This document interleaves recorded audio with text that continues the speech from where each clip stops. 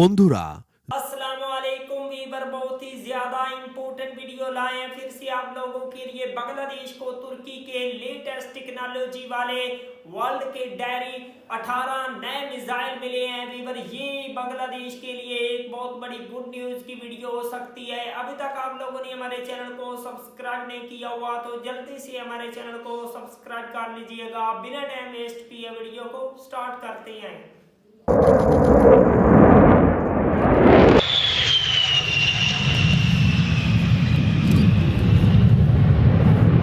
বন্ধুরা, যুদ্ধবিমান এমন একটি জিনিস যেটি যুদ্ধক্ষেত্রের মোড় ঘুরিয়ে দিতে পারে।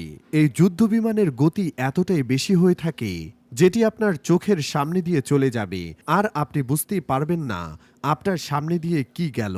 তবে সব যুদ্ধবিমানের গতি কিন্তু এক নয়। এমন কিছু বিমান রয়েছে যেগুলো মাত্র 5 ঘন্টাতে পুরো পৃথিবীকে চক্কর দিতে পারবে, আর ঢাকা থেকে চট্টগ্রাম যেতে লাগবে মাত্র 2 মিনিটের মতো সময়।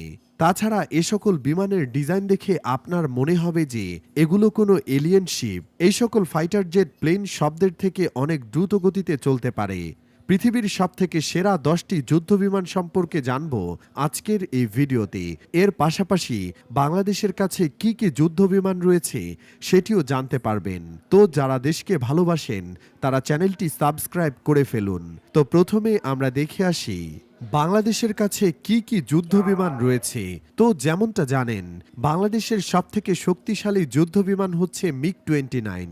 এটি হচ্ছে একটি মাল্টিরোল যুদ্ধবিমান। বাংলাদেশের কাছে 8টি মিগ-29 রয়েছে যেগুলো রাশিয়ার কাছ থেকে বাংলাদেশ জয় করেছিল। এই 29 যুদ্ধবিমানের গতি অনেক বেশি।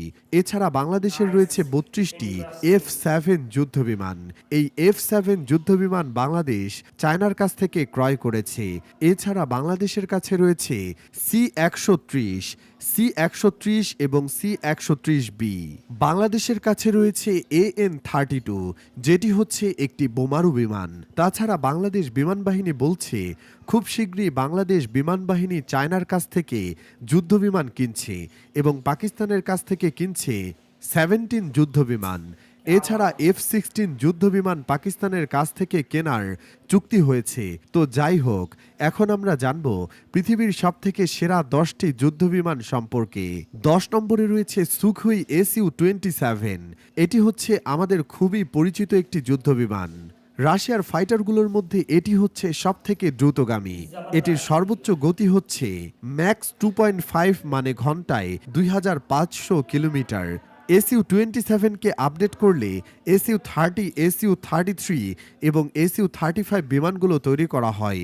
প্রথমে এটি ইন্টারসেপ্টর হিসেবে তৈরি করা হলেও বর্তমানে এটি অন্যতম এয়ার সুপ্রিয়র যুদ্ধবিমান।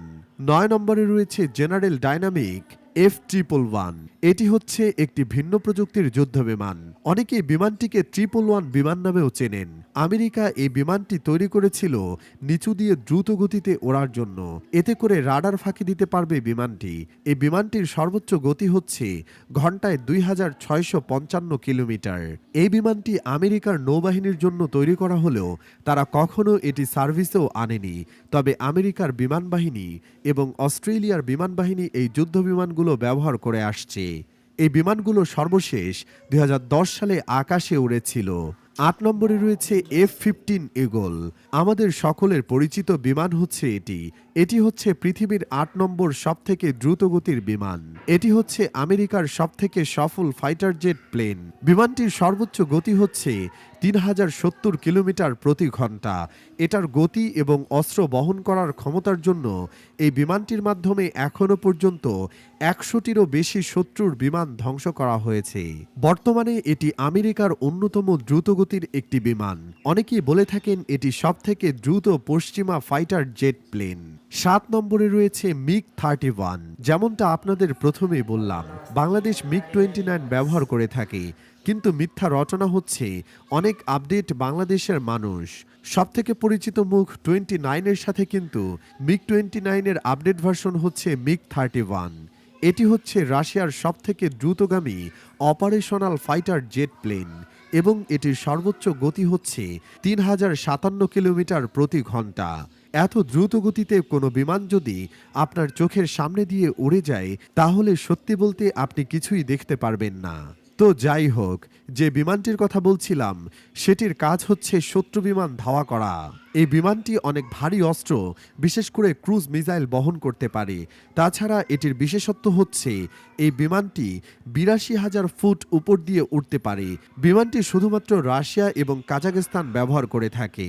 ৬ নম্বর অবস্থানে রয়েছে XB-57 ভলকারিন। তালিকায় থাকা এই বিমানটি দেখলে আপনার মনে হবে এলিয়েনের কোনো আকাশযান।